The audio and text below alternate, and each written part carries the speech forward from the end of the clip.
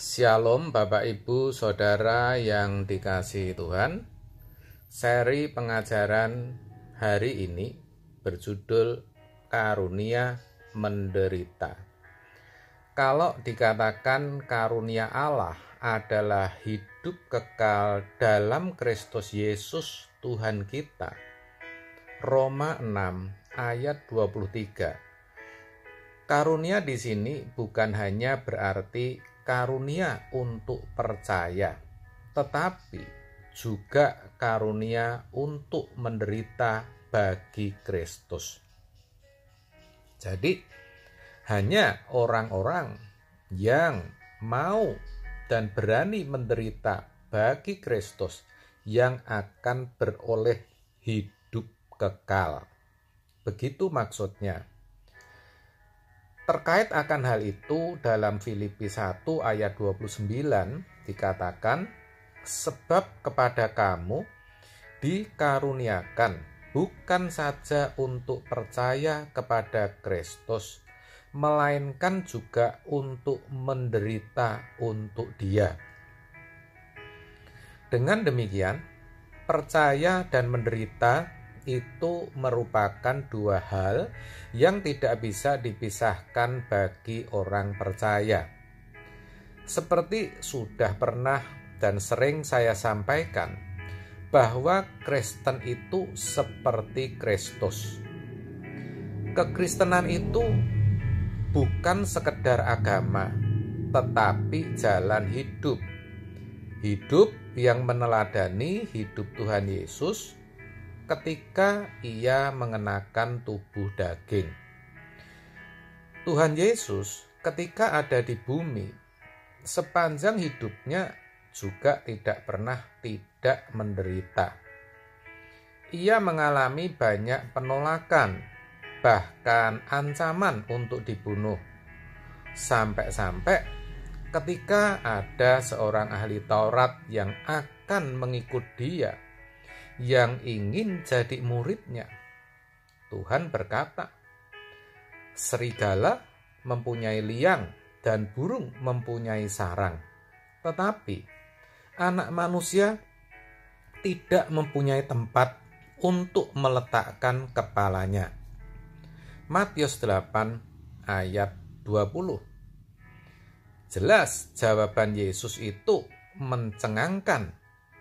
Kenapa? Karena ketika ada seseorang ingin mengikut Dia, bukankah seharusnya Tuhan berkata, mari ikutlah aku?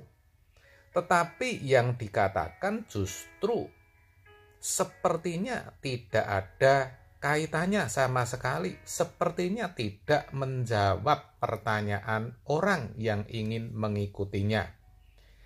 Tetapi sebenarnya jawaban Yesus menunjukkan bahwa untuk menjadi murid Yesus, orang harus siap untuk menghadapi berbagai resiko yang tidak nyaman, ditolak, dan bahkan mengalami berbagai macam penderitaan. Maka seseorang yang mau mengikut Dia harus siap untuk itu. Di bagian lain, Tuhan juga berkata, jangan kamu menyangka bahwa aku datang untuk membawa damai di atas bumi. Aku datang bukan untuk membawa damai, melainkan pedang. Sebab aku datang untuk memisahkan orang dari ayahnya, anak perempuan dari ibunya, menantu perempuan dari ibu mertuanya. Matius 10 ayat 34 sampai 35. Itu artinya penolakan itu bukan tidak mungkin, bahkan berasal dari orang-orang terdekat, yaitu orang-orang seisi rumahnya. Itu tentu sangat membuat seseorang menderita, dan itu sangat menyakitkan. Itulah sebenarnya yang akan kita alami sebagai orang Kristen. Ini harus diajarkan, saudara.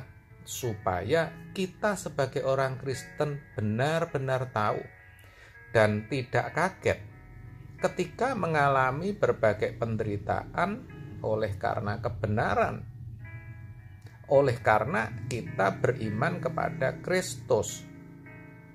Juga harus ditanamkan bahwa untuk menderita itu kita juga beroleh karunia Allah kok. Artinya Allah pasti menolong, memberi kekuatan dan memberi kita kesanggupan. Karunia menderita untuk Kristus ini, kalau benar-benar disadari, akan mendatangkan sukacita bagi orang yang mengalaminya. Ya, buktinya adalah Paulus sendiri. Meskipun ia kerap akan dibunuh, menderita karena tidak makan berhari-hari, mengalami karam kapal, dianiaya, disesah, bahkan dipenjara. Tapi ia masih bisa berkata, "Karena bagiku hidup adalah Kristus dan mati adalah keuntungan." Filipi 1 ayat 21. Perkataan itu bisa keluar dari mulut Paulus.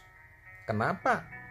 Karena ia menyadari betul adanya karunia menderita. Sehingga ketika ia menderita, ia masih tetap bisa bersukacita. Sayang sekali, banyak orang Kristen yang tidak menyadari akan hal ini, sehingga bangunan imannya tidak kuat. Bahkan yang lebih ironi lagi, tidak mau menderita, saudara. Menderita akibat perbuatannya sendiri saja enggan, apalagi menderita untuk Kristus. Sekarang coba pikir, saudara, kalau ada orang-orang yang seperti itu, yang tidak berani menderita, lalu yang dicontoh itu siapa? Sedangkan Tuhan Yesus sendiri menderita. Bahkan cara matinya pun harus disalib. Murid-muridnya sama juga menderita. Jadi kan aneh kalau orang Kristen maunya aman, nyaman, dan berkat-berkat saja. Tetapi faktanya memang lebih banyak orang Kristen yang seperti ini, yang maunya yang enak-enak saja. Kalau hal itu terjadi ketika baru awal-awal menjadi orang Kristen, baru 1 atau 2 tahun, bolehlah.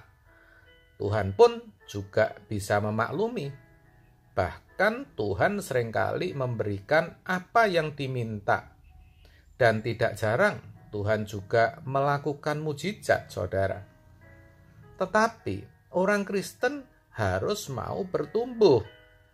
Tidak hanya melulu berkat-berkat saja, tapi juga harus mau menderita. Oleh sebab itu, saudara, mari melalui kebenaran hari ini kita boleh sadar bahwa menderita itu juga merupakan karunia. Jangan sampai takut menderita untuk Kristus.